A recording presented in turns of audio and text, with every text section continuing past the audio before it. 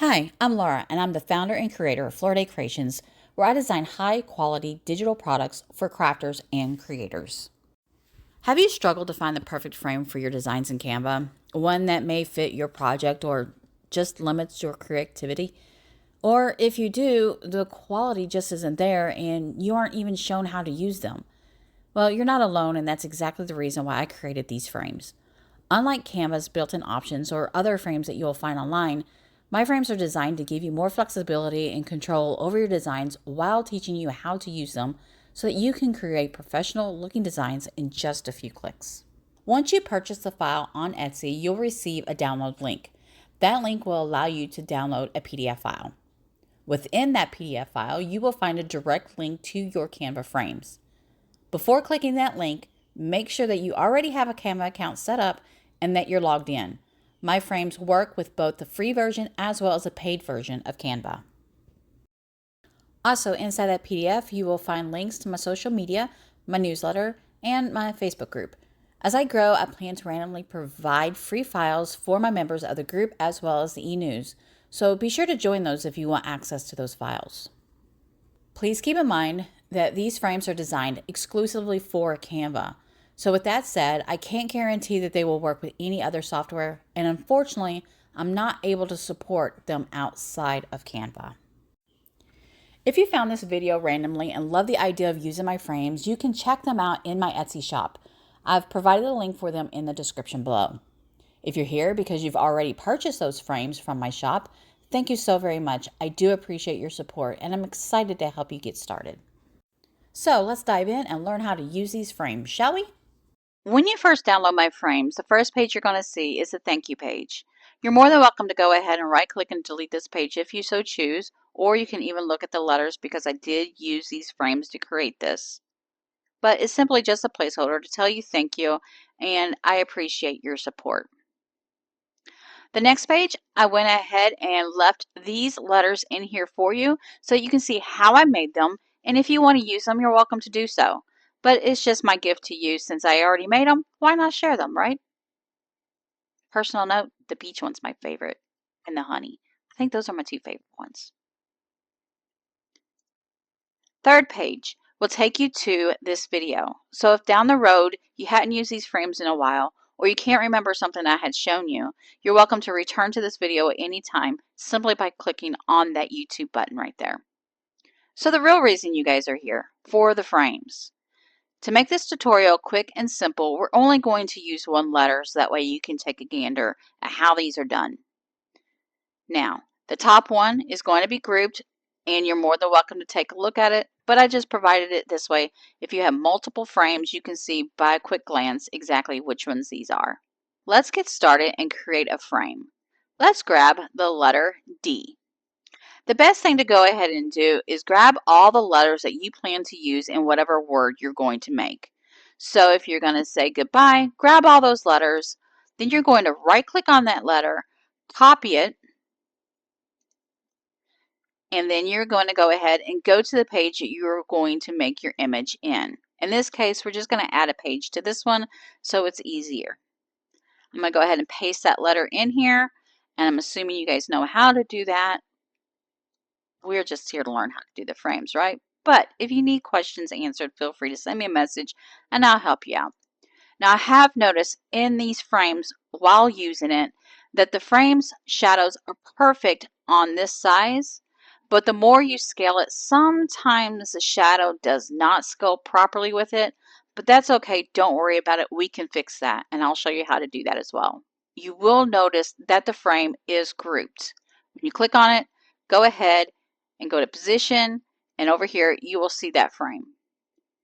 When you click ungroup, you will then see them break apart. The first one is your shadow that goes over your drip, then the frame of your drip. There's a shadow under your drip, and then of course the letter frame itself. Of course, you're more than welcome to remove the frame drip if you want to use just the letter. There's nothing in here that you have to use. If there's a shadow you don't want, like the underneath shadow, go ahead and just right click on it and delete it. You don't have to use it. But in this case, since you're going to be using it all, let's go ahead and show you how to do that.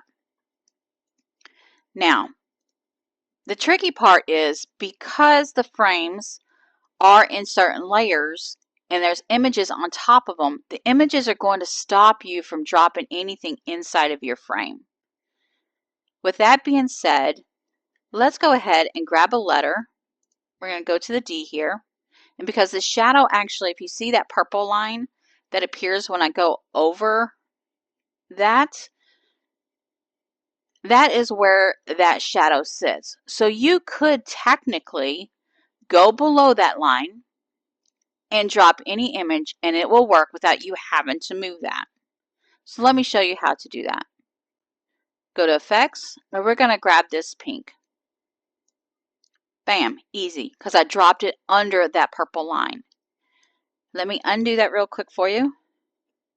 Now if I try to drop it in that purple line, it's going to want me to replace that shadow with that image, and that's not what we want to do. So we're going to go under that line, and it drops it in. No need to move it. The tricky part is the drip, because the drip is actually completely covered by that shadow.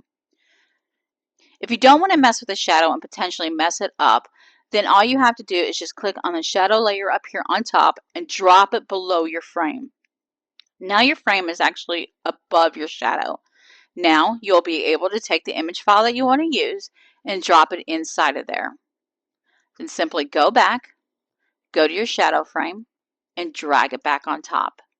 This way you can move the shadow out of the way without actually skewing it completely. Now remember when I told you that the shadow wasn't quite lined up on those lines? We don't like that.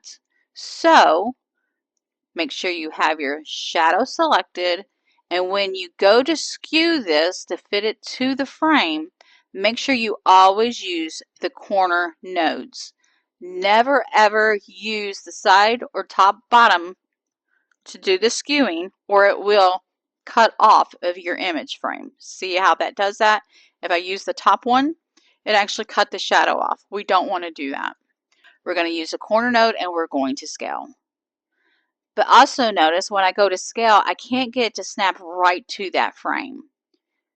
The reason being is because it does have grids that it locks to. So to avoid the snapping, just hold down the control key on your computer and it makes the image slide much simpler and you can get right on that frame much easier. We're going to do the same thing on this side and there. The frame is fitting a lot better. Now notice this frame actually has black lines. This is created on Canva and you're able to change the color or even get rid of them if you so choose. So let's click on the letter D, click on this black line, and let's say we don't want it to be black, but instead let's make it pink. You're now able to change the colors on that, and then of course you can always change the weight, make it thicker or thinner, or even get rid of it if you so choose. So let's put that there for a second. Now, if you want to do the same thing with the drip, again, you would have to do the same thing. Go to Position, click on that frame, go up here, change your color, and of course, you can always change the thickness by sliding the scale over, up and down.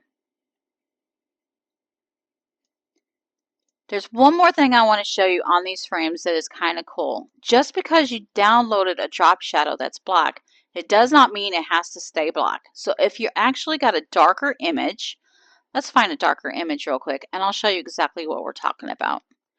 So go over here to Elements.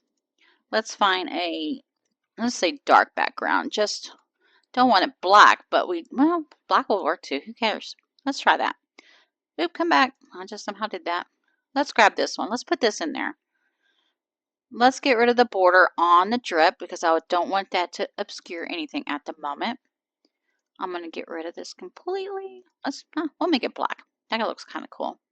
So right now you have, actually I don't want to make it black because I want to show you guys what I'm trying to do. So let's just get rid of it completely for right now.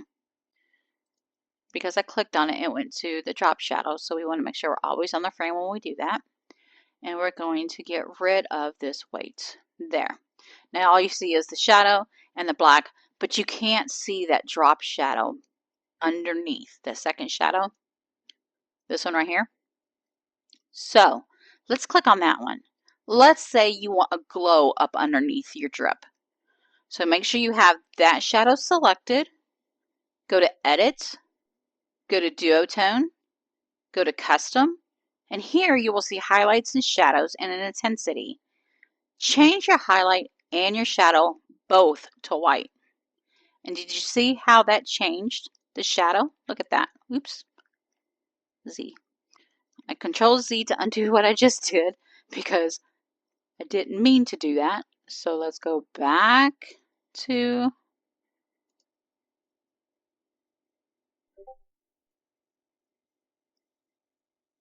Edit, Duotone, changes back. When I hit Control Z, it actually reverted the colors and everything. So there, we got it back again. So you actually see that shadow changed white. So now let me go back to position, shadow, and because I moved it, I'm going to hold down my control key, because if you don't hold down your control key and you go to put it back, it's not going to let you because it's going to want to drop into that frame. So hold your control key and it will allow you to move any frame on top of frame, or any image over a frame. I apologize. There you go. And it's put back. Let go of your mouse, then the control key. Same thing goes for that top shadow. So for some reason you go to move it and you're like, oh, I messed up and I can't drop it in. How do I put that shadow back on? Hold your control key and place it over top there. And it will allow you to put the frame anywhere you want to. I'm holding the control key right now just to show you as an example. I'm going to let go. See what happens when I let go? It wants to revert back to putting the shadow in the frame. You don't want to do that. So let's put the shadow on top of the frame by holding the control key, let go of the mouse button, and then let go of your control key. I'm not sure how that works on a Mac versus a Windows, but I use a Windows version. And if you know what the conversion is, feel free to put that in the comments for other Mac users in case there's any questions in that place. So I'm not saying this is the most prettiest letter, but I'm definitely showing you that this is how you work on these frames. So go ahead, play with it.